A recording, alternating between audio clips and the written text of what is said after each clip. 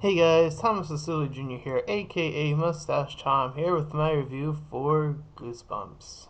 So I know I'm a little late for this, but I'm trying to catch up as much as I possibly can.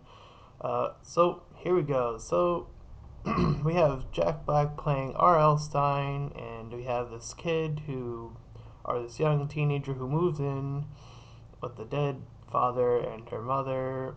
Uh, they move in next door to them, and then they wake. They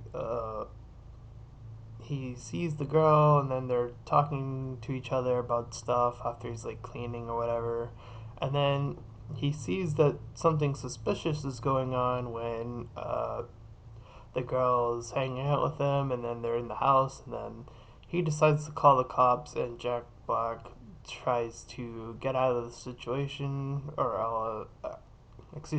Stein is trying to get out of the situation, and so on and so forth. They end up investigating the house after uh, the teenage guy meets up with Champ, the annoying kind of guy, but whatever.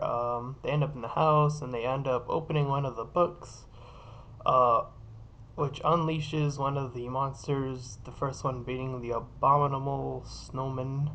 Uh, and then after they try to chase him down, some of the other books starts opening, and then the main sort of antagonist sort of pops out, the puppet known as Slappy, and he unleashes all the other monsters to wreak havoc on the town, and that is what the movie is pretty much about. We have them dealing with uh, the abominable snowman in the ice rink, and then the wolf in the other location, and uh, I believe it was the store.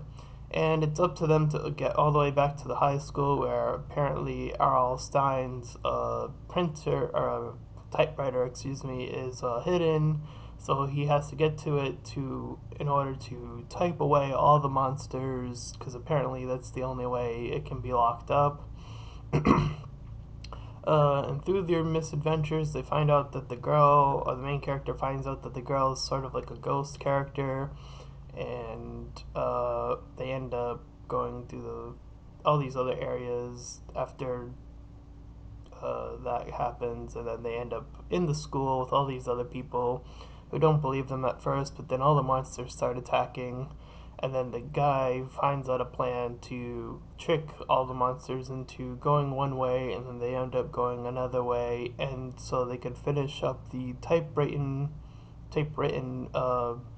little novel to put them away. And they end up in this Ferris wheel where the guy and the chick sort of connected on a deeper scale, and then they finally get all rid of all the monsters, including her, because she was included in that. And then, after feeling sort of, I guess, bad or whatever, in the little after thing when they're all sucked up, R.L. Stein becomes the teacher, and we get a little cameo appearance from R.L. Stein himself as Mr. Black, so it's a little play on being like each other or whatever, but yep.